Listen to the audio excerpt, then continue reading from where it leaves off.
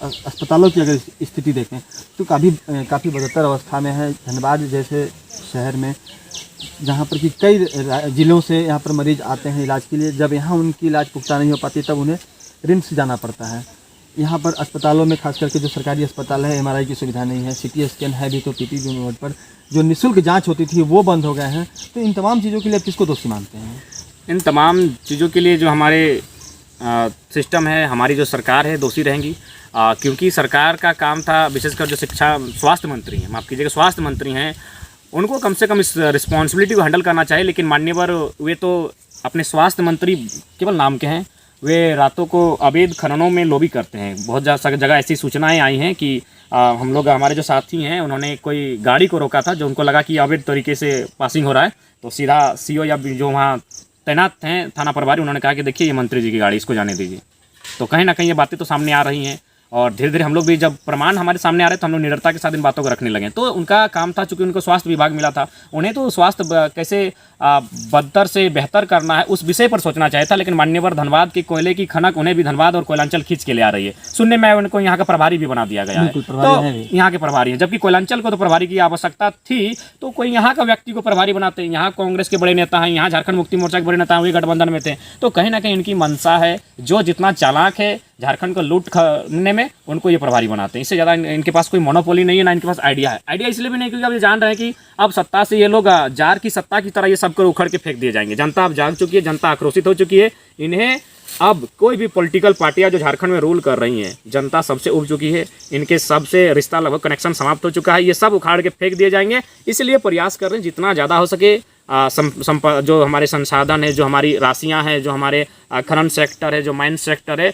उनसे जो भी बन पड़ता है तरीके से निकाल कर अपना एक महल साम्राज्य तैयार किया जाए, अपनी झोली भर लें। इससे ज़्यादा कुछ नहीं इनके पास। एक चीज़ और, चूँकि IAS पूजा सिंघल का मामले पर हम आपसे बात कर रहे थे, तो पूजा सिंघल पर जो कार्रवाई हुई उसके बाद जनता में कहीं ना कहीं कई चीज़ें देखने को आई है। जनता भी अब समझने लगी है कि सरकार में बैठे लोग या फिर जो हमारे हुक्मरान हैं, जो नौकरशाह है, वो किस तरह से हमारी ही गाढ़ी कमाई पर फन फैला कर बैठते हैं और उसे अपनी झोली में भर लेते हैं, और उनका जो हिस्सा है वो कहीं ना कहीं उनका निवाला तक छीन जाता है। तो इस परिस्थिति में झारखंड की जनता से, खासकर जो अपना यूथ वर्ग है, उससे किस तरह की अपील करेंगे आप? हम यूथ वर्ग से यही अपील करेंगे, और चूँकि मेरे अपील करने से पहले यूथ का एक मैसेज आने लगा है कि क्या हम लोग संवैधानिक प्रक्रिया से झारखंड को हल कर पाएंगे? क्या झारखंड की जो परिदृश्य आज बना हुआ है राज्य में, क्या इसे हम लोग संवैधानिक कानूनी प्रक्रिया से बदल पाएंगे? तो लगभग एक मेंटलिटी यूथ में आ गई है कि हम लोग तैयार हैं, कुछ भी आप एक संगठन के माध्यम से कुछ आह्वान कीजिए, हम लोग कुछ भी कर गुजरने के लिए तैयार हैं। आंदोलन हो, नाकाबंदी हो, कुछ भी। स्टूडेंट कहीं ना कहीं उनके अंदर एक पीड़ा है। क्या देखिए, स्टूडेंट में पीड़ा तो है, लेकिन आप भी कहीं ना कहीं जिस जिम्मेवारी के साथ छात्रों को हैंडल कर रहे हैं, उनको लेकर के चल रहे हैं, आप भी चाहेंगे उन्हें उनके अंदर उनके ऊपर अनावश्यक केस नहीं हो, उन्हें हथियार उठाने की नौबत नहीं है। इसीलिए अभी तक हम लोग चुपचाप हैं। नहीं तो अभी तक कह सकते हैं कि आज कई दिनों से, खासकर जब यह आंदोलन हमारा जब शांति मूड में चल रहा था और सरकार जब बात नहीं मान रही थी, उसी समय से यूथ काफ़ी आक्रोशित थे। वे लगातार संपर्क कर रहे हैं, कुछ नया किया जाए, कुछ ऐसा किया जाए जो झारखंड माने मैसेज एक जाए। लेकिन हम लोग बार बार यही करेंगे, जो अभी भी थोड़ी सी आस्था हमारी बची है संवैधानिक प्रक्रिया पर, कानूनी प्रक्रिया पर। अगर वो आस्था अगर डैमेज होती है, अगर वो संविधान जो भारत को संरक्षण देता है, सभी लोगों के हितों को संरक्षण देता है, तो निश्चय ऐसे दिन आएगा तो फिर यूथ आक्रामक हो जाएंगे और कहीं ना कहीं इसका दुष्परिणाम राज्य को भुगतना पड़ेगा। तो इसलिए वो नौबत ना आए।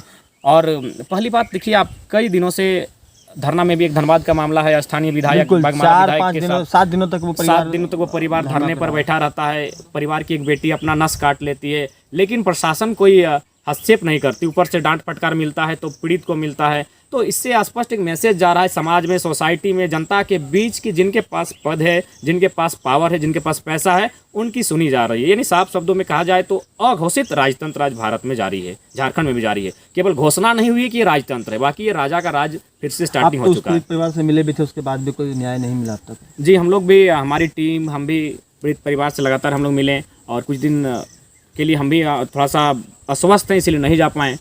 तो कहीं ना कहीं ये चीज़ें, जो मैसेज जनता के बीच आ रहा है कि भाई आखिर न्याय क्यों नहीं मिल रहा है। इतने दिनों तक वे धरना में बैठे हैं। इनके अलावा और भी सेक्टर हैं जहाँ कोलियरी क्षेत्र है, वहाँ पर भी लोग अपने ज़मीनों को लेकर धरना पे बैठे हैं, उनको मुआवजा नहीं मिला है।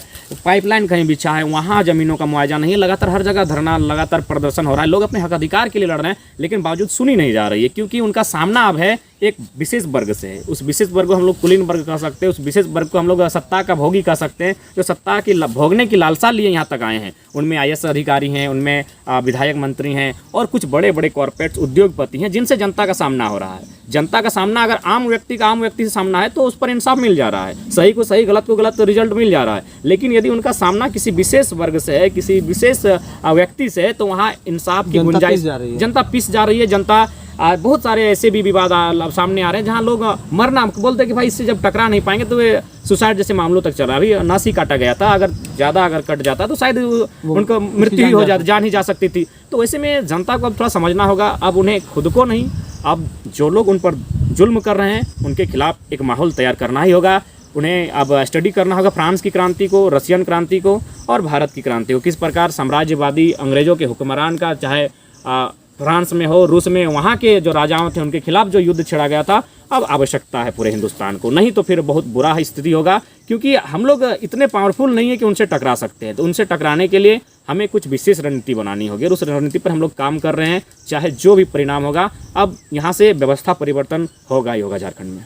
बिल्कुल। तो जिस तरह से जराम ने खुलकर अपनी बातें रखी और कहा कि न सिर्फ पूजा सिंघल बल्कि जो अन्य IAS जिनकी सूची केंद्र सरकार को दी गई है, प्रवर्तन को भेजा गया है, उन पर भी कार्रवाई होनी चाहिए। इसके साथ ही जो 81 विधायक हैं, जो अपने मंत्री हैं जिले के क्षमा करेंगे पूरे झारखंड के, उनकी संपत्तियों की भी जांच होनी चाहिए कि किस तरह से उन्होंने अपनी अकुत संपत्तियां बनाई है।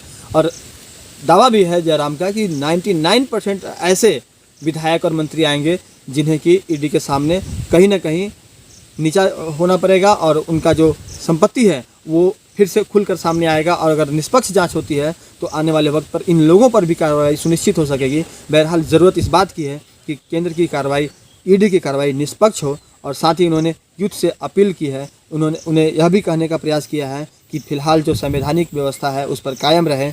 आने वाले वक्त में आंदोलन की एक नई रणनीति तैयार हो रही है।